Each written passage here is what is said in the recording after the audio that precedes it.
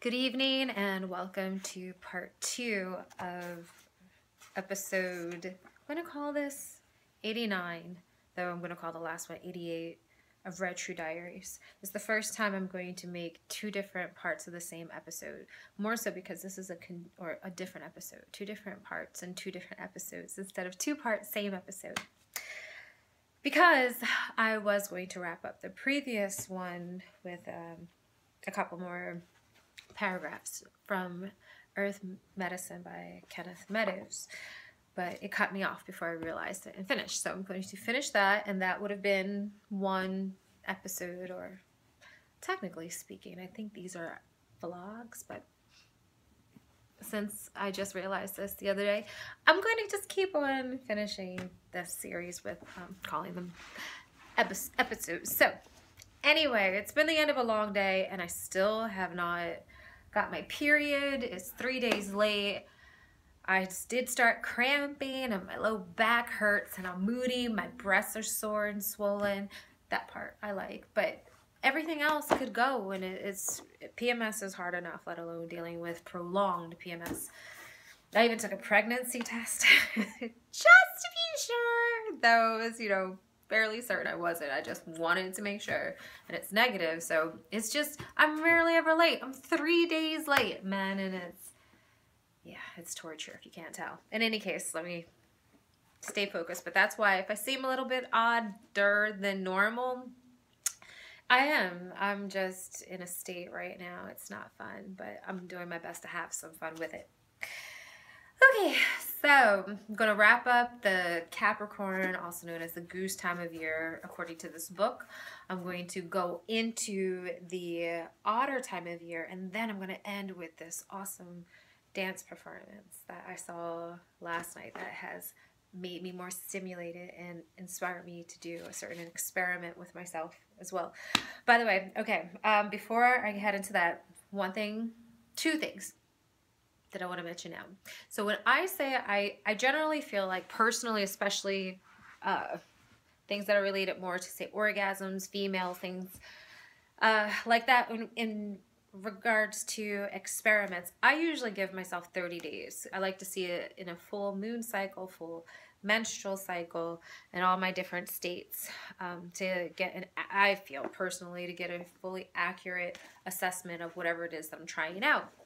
So in my last episode, I mentioned trying out what it was like to have an orgasm every day. I didn't do it, say, every day for a year. I just say, 30 days, just as when I did another experiment as to not having an orgasm. I think I did that one. I don't know if it was just as long as I could. I'm pretty sure I did do it for 30 days.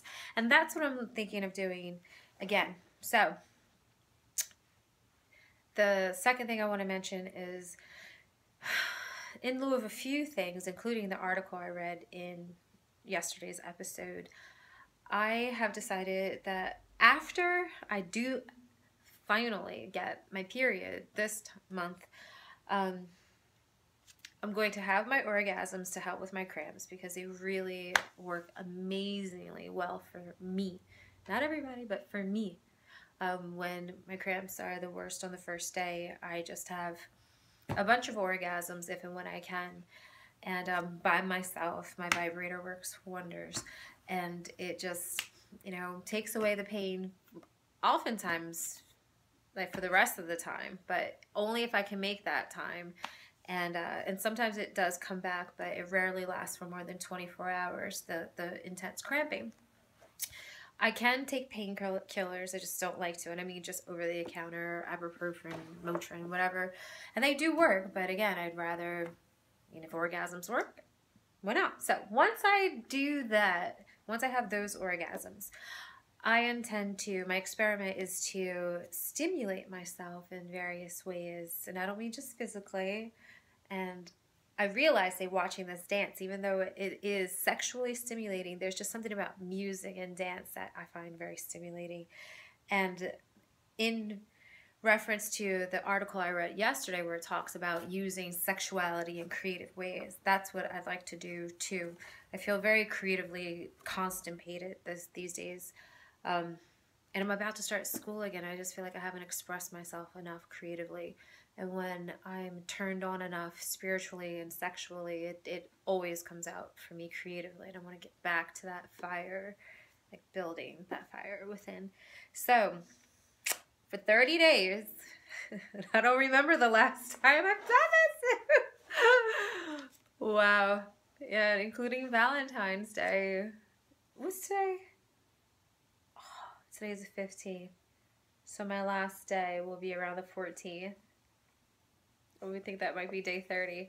Okay, I think I'm going to do my best to not have an orgasm until Valentine's Day. Oh yeah, that sounds great. I mean, not so much, but hey, if I fail, I fail. But I'm pretty sure I'll be fine. I'm just curious to see how my moods will be in the meantime. So yeah, the thing is, I'm actually going to intentionally, not unintentionally, but intentionally stimulate myself in ways. And some will be, directly, say, sensually or sexually, because I do believe in, say, doing things that feel good and, turning yourself on, but not to the point of orgasm. So we'll keep you posted on that. And I'm just going to say this now, too, that I'm not sure if I will continue doing an episode. I was going to say every week. I know I'm not going to do it every week, especially since I was on break and didn't, even though, I had a lot going on with the holidays and work and traveling. But really, it's school, and especially with the winter and being in hibernation mode, I will say I'll do an episode at least once a month. I'll do my best not to let this much time go by, and I really liked reading about the earthly transitions. But once May comes around, I will most likely stop doing these altogether. I just would like to do this project for a year. And it has been hard after not doing it for so long to get back into the swing of things. So I do think it's important. I really appreciate seeing other people's information and the blogs they've made to help share whatever it is that they want to share. And this is just what I feel is my calling, and it's more for the cause. It's not about the attention, how many likes, how many subscribers. To me, it's more about just having this as a certain record for information regarding things pertaining to feminine issues, but also that affect men, basically. Things that, I hope that women get a lot from, or at least try to explore, learn, men and women. So, all right. This is what I want to finish about the buffalo. I remember that's where I stopped for the goose time of year. All right. This power of the North was represented by some Indian tribes by the totem of the buffalo.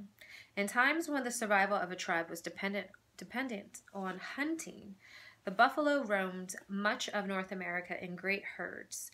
Not only did it supply meat for food, but its hide provided material for the teepees in which people lived, and the clothes they wore, and its bones were made into the implements they used.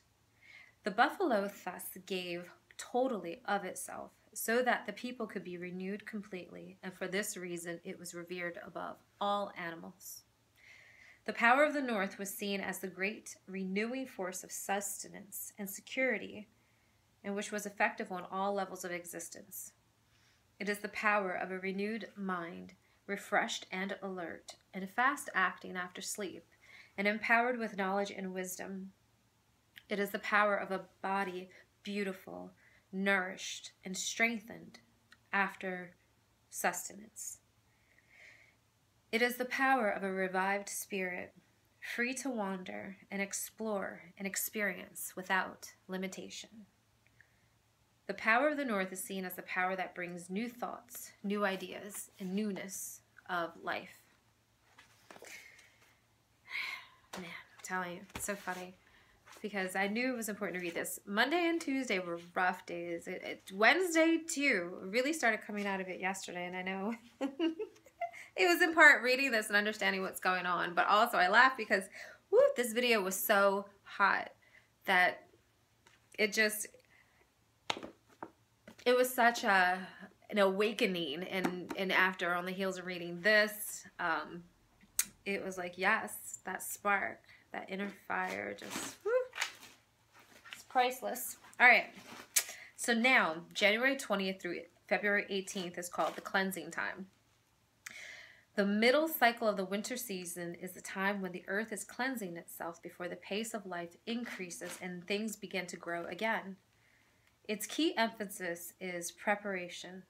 So people born at this time are planners and innovators and visionaries with perceptive and intuitive natures. People born in the cleansing time are learning the lessons of formulating things and of discovering ways of service. They are the preservers and conservationists. This is also known as, Aquariuses. And one of my best friends is an Aquarius. She's awesome. So, okay, the solar influences. This midpoint in the winter season is when the solar influences is stirring, and its electrical energy is beginning to be evident in the freshness of the air itself, which is stimulating, invigorating, and cleansing. It is the power that is breaking through the grip of limitations and constraints.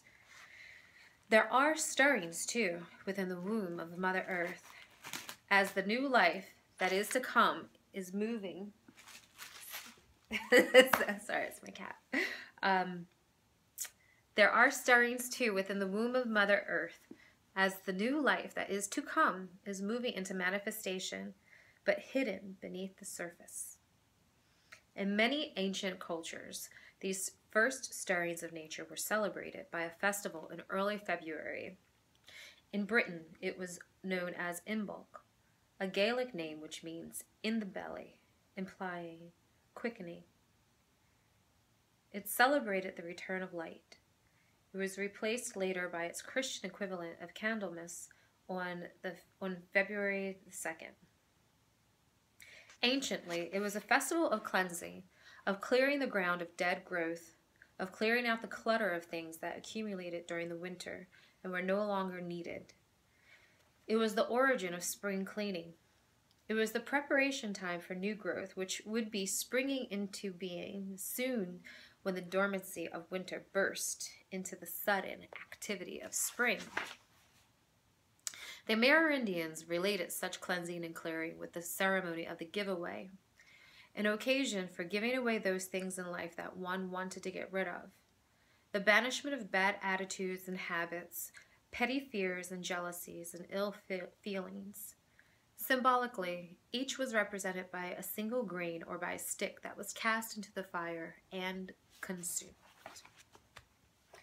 That helped me personally so much when thinking of being here in Philadelphia for a couple of more years, when I just returned from Seattle and I had such a wonderful time there, not just with the people.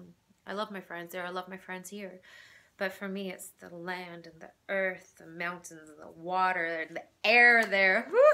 Oh my God, if you can't tell, it just moves me in such a way that makes it hard coming back and being away. But I do want to stay here, finish school, and tie things up over the next couple of years. So, like I said in my last episode, coming back on Monday, and it was really rough, and I'm in the throes of PMS still. And I meant to mention, I thought I did earlier. Okay, so one of the things I read, because my lover had mentioned how, and I knew this, so this wasn't new. He just mentioned how I should take some time to myself during my period, because there was a chance of me spending time with him for a couple of days this week. But he said, what was it? The normal custom in tribal lore is to, tribal living lifestyles, anyway, is to have a woman be by herself or with other women. And I had looked into it. I mean, I'd known and heard this, but I wanted to read more about tribal customs regarding women's cycles, which they call the moon cycle, because that's pretty much mine. And mine is generally exactly with the moon, 29.5 days. But one thing that I learned that I had no idea about, which was very interesting, when I read up in a few sources, is that one of the reasons women are isolated during this time, they're not allowed to cook, to take care of the babies, and those things were the common duties for women, I learned. And some were isolated in their own hut, but they weren't allowed to participate in ceremonies. And one of the reasons that men have sweat lodges, and women can do them too, but generally it's for them after menopause. But it's so that men do it so that they have their own time of death and rebirth and renewal. And for women, it is when we are bleeding, it's our most powerful time, which I thought was pretty fascinating. That spiritually we are at our most powerful. And considering how weak I tend to feel, especially physically, but I wonder if that's in part why my spirit is, according to Native lore, is stronger, because it's less detached to my body. I mean, I literally feel at times like what I liken to a hermit crab changing its shell, because I feel so vulnerable and I just feel so barely here, and I feel drained and exhausted. So much easier in a lot of ways, mentally, emotionally, physically. But again, that this is a common thing, that again women are excluded from Native American culture while bleeding, though out of respect, not because they're being shunned, but because that is their time to nurture their spirit, and their power is too powerful. I forget what they said, one of the consequences that could happen if they participated in a ceremony. But it is interesting. This is the first time I'm coming upon my period, recognizing it as a time of immense spiritual power. I've also heard from a writer who is very famous in, say, the alternative and holistic scene, Mantak Chia. He talks about how a woman's life force, her chi, is lowest at the time when she bleeds, because it's connected to her eggs. And when her egg dies and is shed with our blood, that's a time when our chi is comparable to a man after he's ejaculated and he has no more semen. So again, I've always associated my period with a time of renewal and something to be grateful for, but not spiritually powerful. So I don't know if that has something to do with it, learning that on Monday. I definitely know, reading Kenneth Meadows' Earth Medicine and remembering the part of the cycle of the whole, that, you know, even though being here in mid-January and not the fondest of the cold weather, and still having at least another month or 2 months left, and not really being able to, you know, be inspired by the things in nature that do it so much for me. Not even being able to see the stars at night, even though the nights are earlier and longer. It's so cold, I don't really want to be out in there much. But then I know that there are things that I can do and enjoy doing indoors, and dancing is one of them. Dancing is one of my oldest artistic expressions and soul expressions that I've done as long as I can remember. I've been dancing since I was 2, and it's been coming to my mind for months that I know I need to dance more. And I only do still, and have since I watched this, in my car for the most part, sometimes around my house. But I've always dreamed since I was a kid of having my own dance studio, or a space where I can just be in hardwood floors, and ideally windows more than mirrors, but say some mirrors around.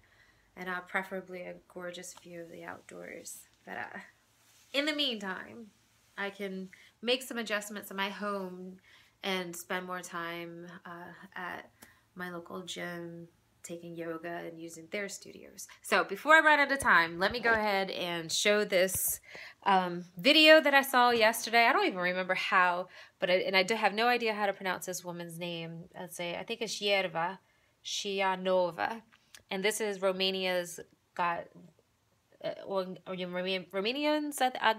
Somebody Got Talent, some kind of talent show. All right, and she's fantastic. And the song is Radioactive by Imagine Dragons. Let's see. Never done this before, so hopefully it'll come up okay.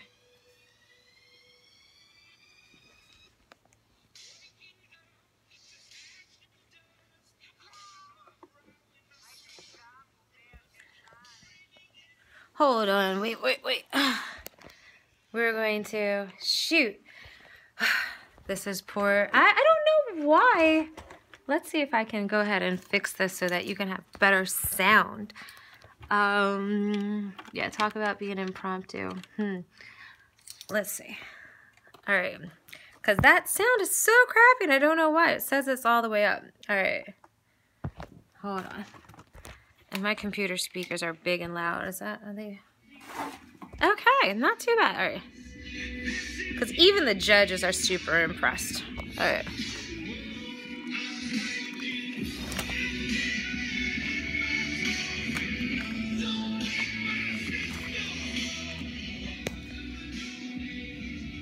Oh, I think my bass is out.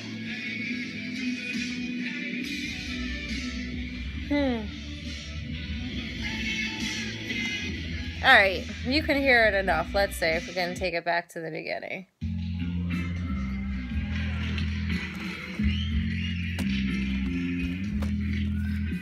Okay.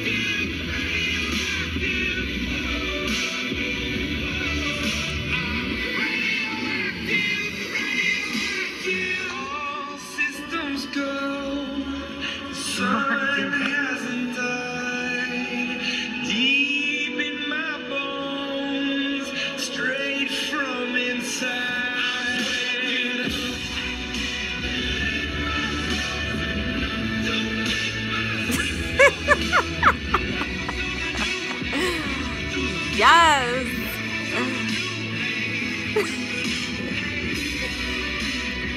Fuck yeah.